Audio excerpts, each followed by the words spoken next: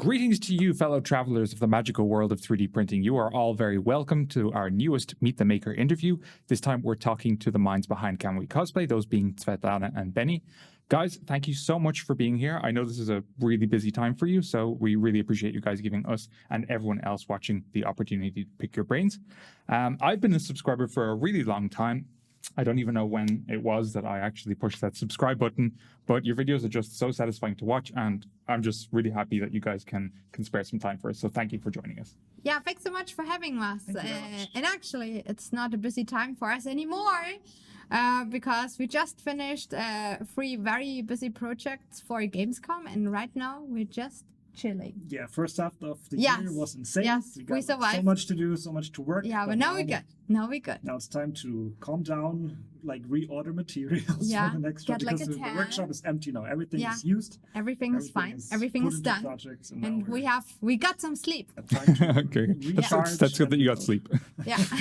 Okay, guys. So let's start from the very beginning. How and when did you guys get into cosplay? Yeah, it's actually a long story. So it was in 2003 when I read a magazine about anime and manga, and it also had like some reports about like Comic-Cons, like San Diego Comic-Con, for example, and like other US things. And I noticed that anime conventions are happening in Germany as well. So I wanted to visit one. So I thought like dressing up is actually like the dress code there. So like I made mandatory, right? Yeah, mandatory. So I made my very first costume, the Great Fireman, with like shiny fabric, looked really bad, like it held together with safety pins and everything. It was awful. And then I started playing with World of Warcraft. I got actually really frustrated that like all the hunters looted away my precious stuffs, you know? And I also never got like my favorite tier set from my druid, and I got like so angry about that, and I said, you know what? I'm making it myself in real life. And so I actually started making props and armor from WoW first, and then like more from the Blizzard universe. And this is actually when I really got started, I would say. And back in 2003, actually I also met Benni. So Benni and I, we got together into cosplay. I kind of forced him into it because I was really bad at painting. I believe that's like 20 years Yeah, ago. it's like 20 years ago. But yeah, I was like really bad at painting, and maybe I was also very impatient. I don't know. So I just made all my stuff, like crafted my armor props, and just throw everything into his face so he could paint it. I came home from like university, and so I was like, I made 2 shoulders and a hip plate that you have to paint on. Have fun. Like, okay. Yeah, and that's how everything started, basically. I think Blizzard games in general are like the gateway drug to cosplay. Oh, yes. Yeah, it's weird when getting the gear in-game is harder than making it in real life. But if it wouldn't have been so hard to get it in-game, you wouldn't have started with cosplay. Yeah, so that's true. That's true. Yeah. Silver linings then. Yeah. So then, okay, that happened. How did that actually evolve into Kamui Cosplay as we know it now, as a YouTube channel, as a resource for cosplayers, and of course as a business? I mean, it's a weird story to tell because it was so long ago. Was actually the name of my night elf druid, my first character. Yeah, so that's how the name got. Yeah, because I dressed up like as my character, and actually, like I think we created the channel in 2008 or something like that, but like uploaded the very first video. Well, like the thing is, you made like several costumes before social media. Yeah. There was like no social media. There was like cosplay.com. It's like, you know, the usual internet forums. Yeah. With like threads and image boards and stuff like that. But there was no Instagram or Yeah. And the thing was, I already uploaded some stuff like on my blog back then, or like a little bit here and there, like on cosplay.com. And I got like a ton of questions on how I made this or how I made that. And I actually felt bad not being able to answer all those questions because like they become more and more. I tried to make tutorials, but like people still had questions, you know? So I thought, you know what, I'm actually going to make a video. And my very first video back then was working with a thermoplastic material called Wonderflex. The very first video was expanding foam. No, this was the first video. The Wonderflex video was the very first one, uploaded in 2011 or something like that. Is that actually still there on your channel? It's still there. Ooh, it's still there. Looking at that later. I think we took down the expanding foam video, even though that had like 1 million views, because we don't really it was not using very the Hispanic safe foam to use. anymore, But you know? yeah, I basically made my very first video about how to make armor, you know, like how to work with this material. And then I said, okay, like if you really want to check it out, just check out this video. Yeah, a lot of And so I people didn't were- have to repeat everything A lot again of and people again. were following your blog back Yes. then, and you got so many questions that making a YouTube video was actually the more time-saving way Efficient do to this, explain you know? things. So I was Because like, you could just send a link. yeah, Send a I link, could watch just this, make the watch video once, and then I set the link, and then here, watch it, and now let me craft. Okay, bye. So And- this was the mid noughties then. This was like the dark ages, basically. No offense. I'm was the still same when age you- as you guys, okay? Yeah, that was still when you had to make like a separate cosplay page because you didn't want your friends and you know your Yeah, parents and your yeah. Like, employer to everything find out that started- you have this weird hobby. Everything started like with Facebook and YouTube. Like I actually made a fan page because I didn't want it like my colleagues are watching like my weird cosplay stuff, you know? When there was like only Because Facebook just it for was friends not, and it was family. not mainstream like that, like it is now. You know, Yeah. if you now say you play video games, you do like cosplays, you go to like Yeah. pop culture events, it's the norm. You There know, was people an- don't. Air of weirdness about it back then. Yeah, maybe. Yeah, but it's not like you're not someone to avoid. You know, it's like it's normal. You know. Yeah. And back But then you back were then it like was the like- weirdo, Yeah. you know? We And can then finally live out in the open. And then we basically did like more and more stuff, you know, like I made a ton of costumes. Benny had to paint a lot. Benny was actually still employed. He had a job as a graphic designer, right? And I was actually studying, and like half of my lessons at university were actually cancelled, you know. So I didn't learn much at university. I actually studied technical journalism. Yeah, I actually had a lot of time for cosplay, which was really nice. And then actually I did like my cosplays and everything. I was already invited. We're talking now about 2012, 2013. 10 years later. Yeah, 10 years later. But like it just, you know, it became like more and more, you know, like my costumes also became bigger and bigger. Like in 2011, I won the grand prize at BlizzCon with a costume as well. And then it was in 2011. And then in 2013, I actually got a really big commission request for BlizzCon back then as well from Newegg. They asked me to create 2 costumes for 2 of the employees for the booth at BlizzCon, and I wasn't able to do like both because I already had like a little job. You just started a job. I just started a job, and I was not able to do like this really badly paid job, by the way, and like this commissions. I thought, okay, if I'm doing now those commissions and they were well paid, I will probably just cancel a job and then get another job once I'm done, you know. And then we flew to BlizzCon, delivered the costumes, and then I met Bill Duran, like from Punished Props. You surely know him. Of course. Really awesome.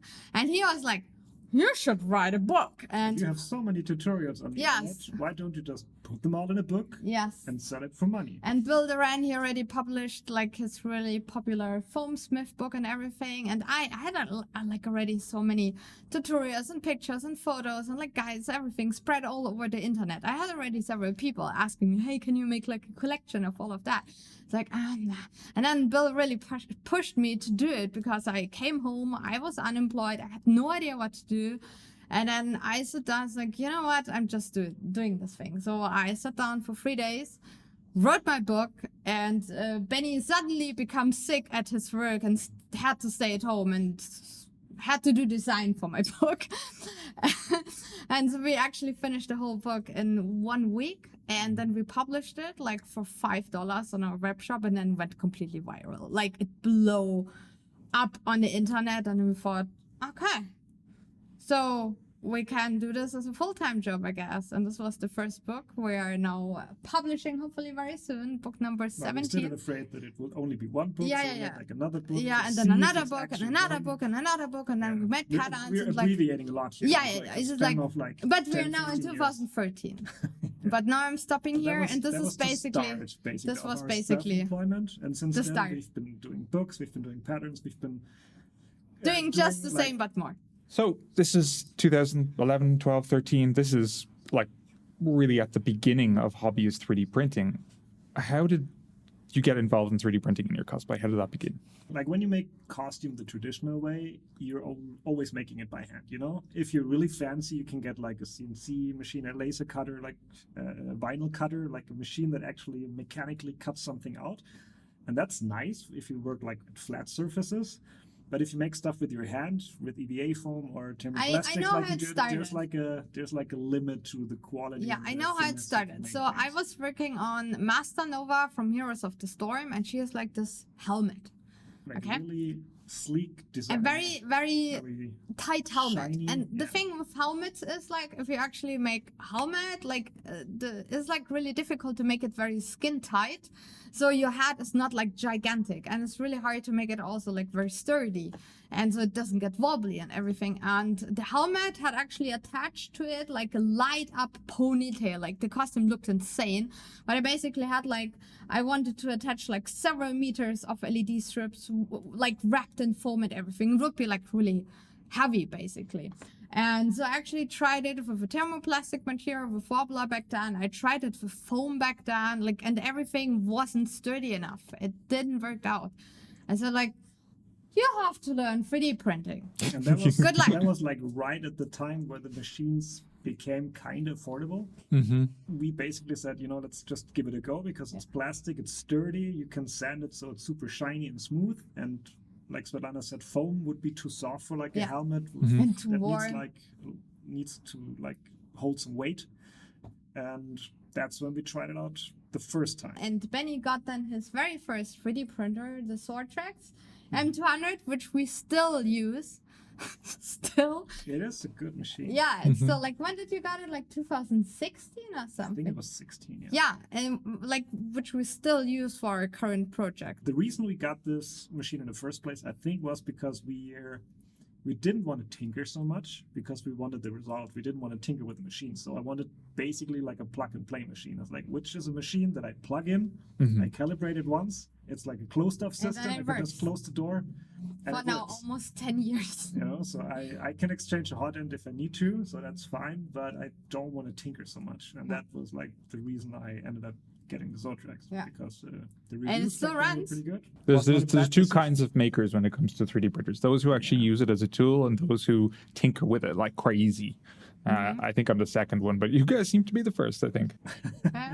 Yeah, every time I see someone who uploads like their work step is printing the thing, and then as soon as it's printed, they're done. Like, no, that's just when the work starts, you know? Yeah. You can still see all the lines, you need to sand it, you need to fill the glue seams, like, what are you doing? And especially there are now like so many materials you can print with. Like Willow Creative, she printed with foam, which looked really interesting. Oh, she uses the pre-expanded foam. That was Yeah. that was so cool. Oh, Yeah, we yeah, have to get yeah. her on for an interview. Actually, that would be awesome. And this was like really cool. And we're just still printing with the standard material because we're doing like everything else like afterwards, like the priming and painting and Yeah, sanding. I and still everything. swear by ABS. Yeah. So. Willow's costumes can be very large, actually. So, what is it like wearing a 3D printed costume compared to a foam made costume?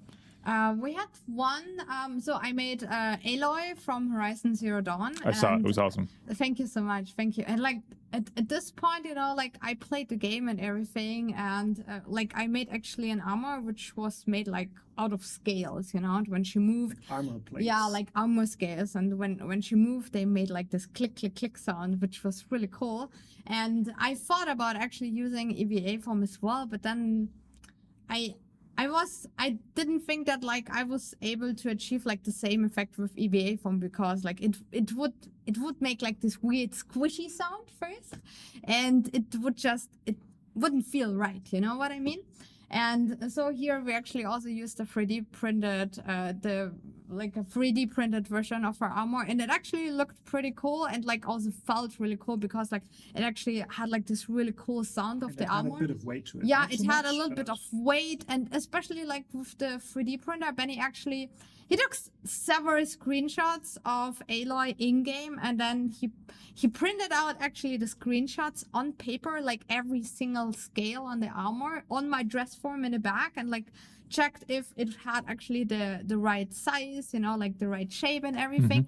And the result looked like straight out of the game. And it's like just really, really difficult to achieve the same look with foam and like plastic. You can get foam pieces to look shiny in metal, but if they rub onto each other, they're like, it's like sticky, because they're not really like 3D printed pieces. They don't really I saw glue also to some each people. other. So when you have like a lot of pieces that interact, it's hard to do it with foam. Yeah, but like I saw people doing it also with Sintra, doing it with like thermoplastic. But the thing is, like, I would say, like, especially here, the 3D printer was very efficient, like when it comes to speed, or like being like just precise, being accurate to the in-game model. There were a lot of pieces where we had like one design and you had it 5 times, always a little bit smaller. Yeah. So if you use 3D printing, you model it once, you just scale it down, scale it down, scale it down. Making that by hand would have been like 5 times the work. Yeah. Have you guys tried the pre-expanded foam filament? Not yet. I'm curious to try it out. I think it's a material that's not really plug and play. You have to tinker a lot with the settings. So until someone makes like a tutorial with like, use this setting on this machine, put it here, and then you get it to work, then I'm willing to try it out. The first generation of those was a little bit weird because you had to mess with the flow and the temperature of the hot end. But the newest generation is like, it's pre-expanded.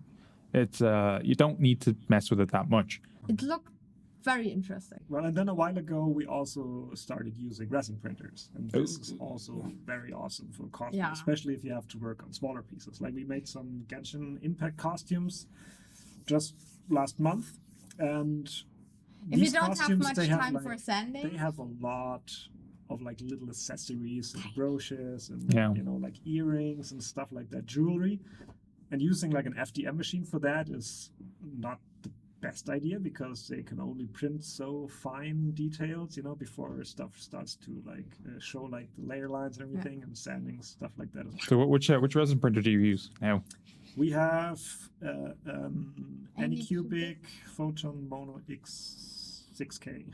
Okay, cool. You're happy with that one? I am pretty happy because I actually liked how it worked. Like the resin machines, they're nice and everything, and they're printing pretty fast, but it involves a bit of tinkering to get, because it's so precise, that it's not allowing so much leeway, like the settings and everything. It needs to be pretty exact and pretty nicely like leveled and everything. And you have to clean them properly. And cleaning is a hassle for resin prints. That's what I really don't like about resin printing. I'm not a resin guy, and I can't do it. And every time we have a new resin printer and I have to test it, I'm like, shit, I don't want to. I mean, it's worth it because the results of the prints are amazing. But yeah, you need to get used to kind of a workflow with like, you get the prints out, you wash them in alcohol, to get them to dry, and then Benny did it like so many times with the resin, with the Genshin costumes. And then get the remaining resin back, and then you have to throw a lot of like gloves and towels away because of the resin everywhere. Yeah. So it depends on what you want to use it for, In your work, who does what? Do you guys swap tasks? I know Benny is the Blender kid. Yeah, I'm the Blender kid, and I'm the printing kid, and I'm the basically computer kid. No, I'm doing programming. You're doing coding, that's true. Yeah, I'm doing coding. Yeah. Okay. You do all the Arduino lighting stuff. Yeah, I'm doing the electronics. I'm doing like all the lights and electronics and lights and sound effects. So when we start a new costume, Svetlana looks at the reference and then she plans like the next 6 weeks. She's like, okay, I know exactly how long this will take, how we're going to make this. And then I start like drawing blueprints and making 3D models and already start printing. She's already starting sewing the things. Yeah, I'm doing pattern making, sewing, like general crafting, like foam, wobbler. I'm doing electronics. I'm doing like priming. I'm doing like I'm just doing like the overall planning and stick it into the model bigger like the 3D models, and you get this weird, what's it called, like a zoom in disease for 3D modeling, because you can zoom in indefinitely, so you get lost in detail, and you forget to zoom out and see how big the thing that you're working on actually is. And she's like, what are you doing? Like, this thing you're modeling right now, you don't even see it. This will get lost in the print. Like, oh, okay. Yeah, and I'm seeing the thing, and I know already exactly where the weak points are, where it will actually potentially break. Like, I need like a little notch, like a little what's it called, little circle on the side, so I can attach like a string to it and everything. Like she has the big overall plan. And Benny's like, no, we will figure it out. And then at the end, Benny prays that it actually doesn't fall apart because he didn't listen to me. At the end, I usually just end up using like a drilling some holes in my 3D print so I can like pull And a hope thread it's through not and breaking. like sew it on. Because There's something about drilling through a 3D print which just hurts me a little bit. Yeah, but yeah, like we usually do everything at the same time. It's a little bit difficult, like when you do something for clothing, you cannot start directly printing it because you have to see how big like it needs to be like on the clothing part and everything. Yeah, that's why we usually do like paper Yeah. blueprints before. So I make the model, I just use like the front view and then print it out on paper so that way we can scale it to the right size and see like, okay, it needs to be this high. Yeah. And then so I can resize it in Blender and print it. Yeah, and Benny is also editing like all the videos and like doing like all the content you actually see on the internet, like on our YouTube channel, like the short videos and all. Svetlana's in front of the camera. I'm just often just holding thing and presenting it, you know. Yeah. So whenever we build something, I was like, okay, I printed all the pieces, hold them please, so I can film them. So, When you are printing something, do you always use PLA or ABS, or what's your material of choice? Like for FDM prints, I always use ABS because ABS is a lot easier to glue when you can just use like a slushy and it melts together, so you don't have like really like the brittle and seams. it's nicely see-through. It's if you want to put LEDs inside, it's a lot more translucent if you use white one than PLA, and sanding is a lot easier than sanding PLA. I don't like sanding PLA at all. When you have like small tiny details and you just have a bit of sandpaper, like with like a proper machine you can sand PLA, okay, but I don't like sanding PLA like just takes ages. Yeah, it's too hard. Yeah. And since we're living, you can see it's a bit warm here, that's why we dressed like that. If you live in a warm climate, which sadly enough is going to be everywhere pretty soon, then PLA tends to bend a lot quicker in sunlight. I think it only needs like 60 degrees or something before it starts to get wobbly, and ABS like a lot higher than that. So I prefer to use ABS. When we do our projects, we usually don't have time to tinker a lot, to experiment a lot. I need to know it works. That's why I'm using it. But now that I have time, I'm trying it out. No, I don't really have that much time. The thing is, we have two projects coming up. Like our projects always have like a specific time frame, you know. Like we have to finish it. In stock that I can use all day. Yeah, like Benny always says, "Oh yeah, I will try it out," and then he doesn't have time to do it while we're making a project. No, I need to and before that, he's just sleeping and playing video games. That's a problem. Yeah. That's a problem. What are your favorite video games right now? Yeah. Right now, actually finished Diablo 4, which was really nice. But like the favorite video game of all time, I would say like Fallout 4. I love it. Actually, I'm right now downloading a Starfield, and I hope it's just as good as Fallout. Like Baldur's Gate 3 is absolutely amazing. Yeah. And we both started playing that. It's really immersive. Yeah. It's like I obviously played World of Warcraft for many years as well. And yeah, I would say like my favorite is actually Starfield maybe, but Fallout 4. Did you play Fallout 3 before Fallout 4 or New Vegas? No, actually not. Like, oh man, it's so much better than Fallout 4. I'm sorry. Yeah, the thing is though, I cannot play shooters. Like I can't aim and like the VAT to completely pause the game. Yeah. I think Fallout 3 didn't have that, right? No, it did. It had VATs. Yeah. Yeah. Yep. Was it slowing down the world as well? Yep. My wife is trying to get me into Witcher 3, and I just can't deal with the controller. She said, you have to use the gamepad. I'm like... I think you can play with keyboard and mouse. Yeah, well, she won't let me. Yeah. Given your favorite games, I mean, if you had a choice, if you could print any sort of prop or costume from those games, and it's not from a client or anything, what would it be? I love the Tesla rifle from Fallout 4. From which DLC was it? I don't know. Far Harbor. Yeah, Far Harbor, right? I love the Tesla rifle, and I actually wanted to build it out of foam. But I didn't figure out the mechanism because I actually wanted to make it light up and then spin around and like do weird stuff, but I was not able to figure it out. But I think it's only impressive if you actually like make the model from scratch, and this is like a pain in the booty, I would say, you know.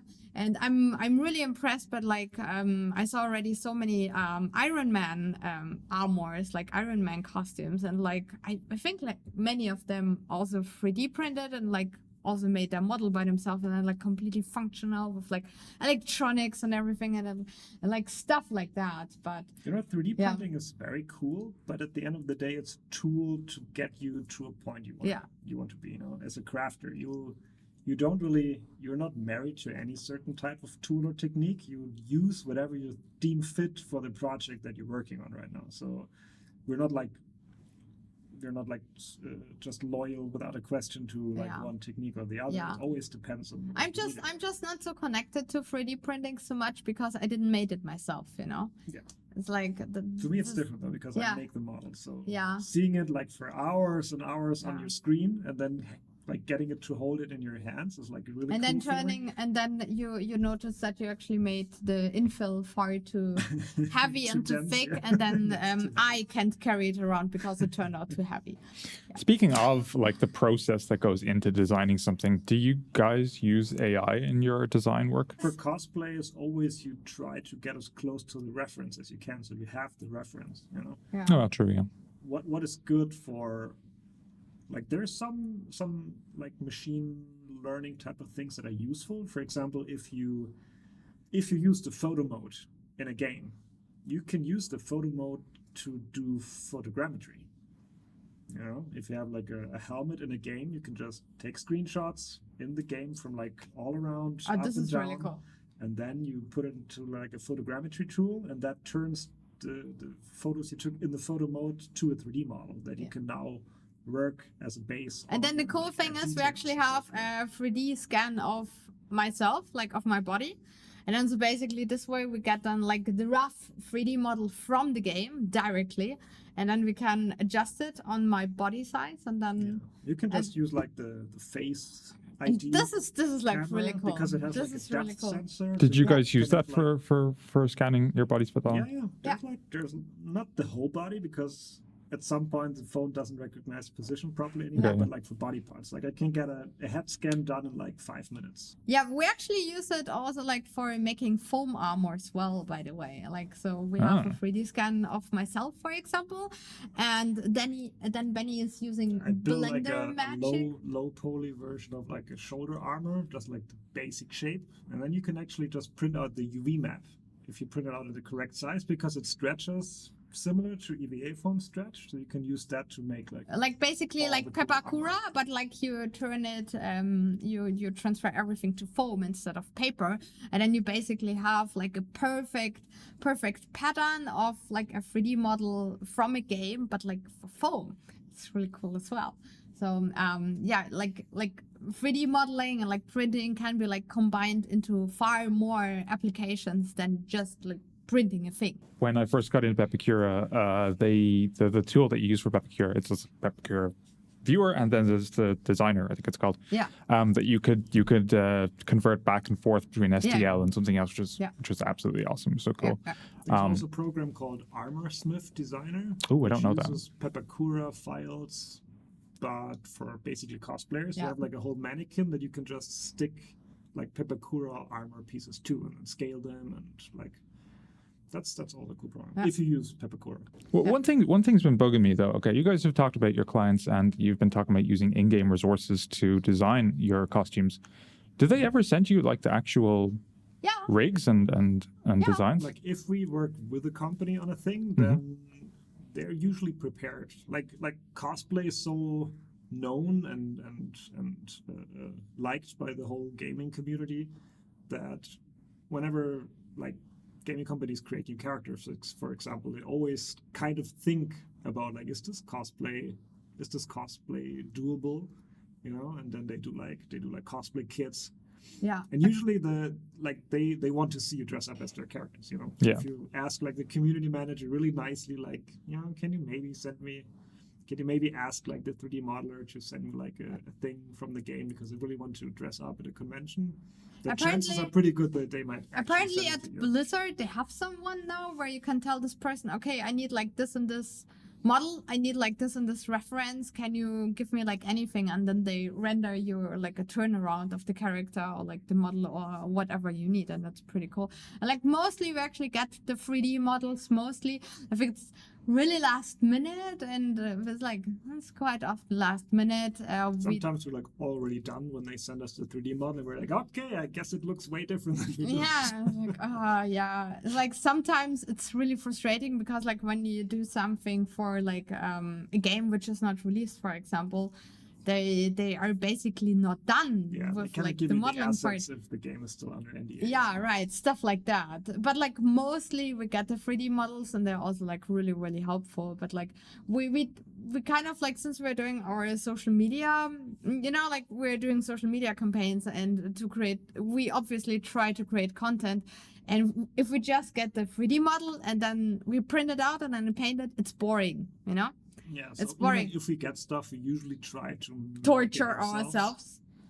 Or at least like show the process of what we do with a 3D model, Yeah. because you still need to adapt it for 3D printing. Because sometimes they... Oh, is it kind of weird? details. Just it's designed for like game use, and there's lots of texture and tessellation and stuff. And Right. That's what I wanted to say. It's like there's a lot of detail that's just faked on top of the surface, but it's not actually like 3D geometry. So. Yeah, but for example, we are making a big weapon in October, for example. We already got a 3D model for that, and we got totally 3D printed out, and I was like, no, I want to make it out of foam. There's like a lot of scales on it. We're like, cool, and then you turn off the textures and it's just flat. It's like, yeah, it's like, and then like it really depends on what we're making, and like what, like I'm in the mood now to make something out of foam, so we're making it out of foam. And it's like it always depends on what is actually interesting enough, like also for our audience. And so, but at the end of the day, for us, what's most important is that we're having fun making it, because that's what this whole thing is about. Yeah. So if we find another technique that fits us more or brings us more fun making the thing, then we're switching to that. Yeah, but like 3D printers are clearly absolutely awesome, and I'm really happy that they are becoming more and more accessible, and especially cosplayers are absolutely loving them. There's also now actually a huge community of people making 3D models and like selling those models and making it like into a full-time job actually, which is really amazing. And they're like it's just so many possibilities. Yeah, it's like so many things people can do. And like the thing with Willow Creative, when she printed out foam, it was absolute genius. So it's actually really cool like to see like the whole community using those tools and having new ideas and like showing new tutorials and techniques. For example, like I got at some point like 1 million people messaged me, oh, did you already saw this reel where someone is printing some scales on fabric? And I was like, God. So I was like, stop sending me this video.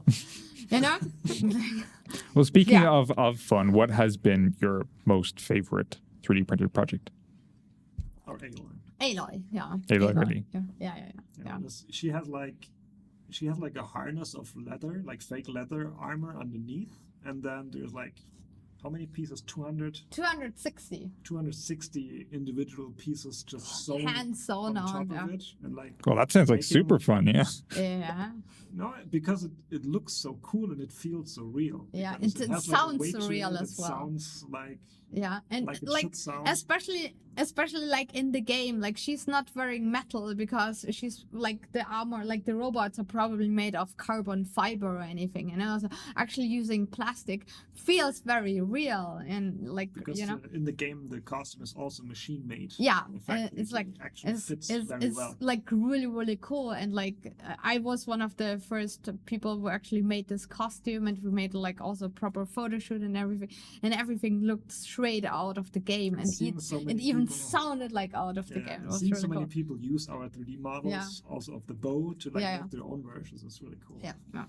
What do you guys think is going to happen in the next few years regarding 3D printing? Like, what is the next upgrade that would help you specifically, actually? Well, my hope that it would help us. I'm not sure if it would help us, but what I would want to see is people just accepting 3D modeling as like a tool to use. Yeah, within the cosplay community, it's like some contest judges call 3D printers like fully automated tools, and it's not like you press on a button and then your costume's done.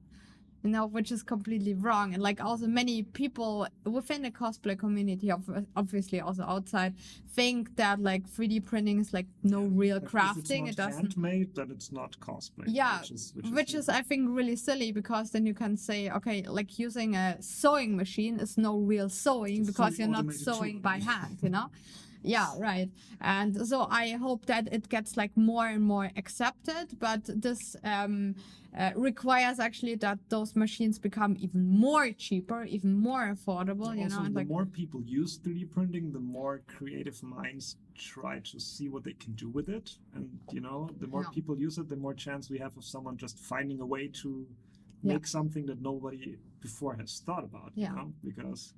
cosplay, the whole cosplay and crafting community is kind of like a hive mind on social media, you know. It's like there's a tool and a million people try stuff out with it and share what they learned, and you can you know, you can take what they learned and apply it to your own thing, and then everybody kind of works at it together. So Okay, guys, thank you so much for joining us today. You've been absolutely brilliant. Guys, if you are interested in what Svetlana and Benni are doing, then check out their YouTube channel, or better yet, buy their books. I've been wanting to do that. I've been wanting to do that since we arranged the interview. Thank you so much. Yeah, no, seriously, do buy their books. I have got the Advanced Cosplay Lights book, and perhaps that is maybe a little bit presumptuous to buy the advanced version, but I have an Arduino, and I'm not afraid to use it. Very good, very good. The next one will be about the Circuit Python, by the way, with like how to add sound effects and trigger and like color changing functions. Even easier with more options. Yeah, and it's done very soon. Got like 10 pages left to finish. 10 pages. To prove it, and then it shouldn't be. It will be clearly before BlizzCon. Yes. Okay, chaps, let us know if you are into cosplay. Got any cool projects coming up? Want to share them on Discord, maybe? You can, and you can also talk to us at the other links below, too, so get on those. Guys, thanks again so much, and we'll see you in the future, hopefully. Thank you for having us. Thank you. Thank you.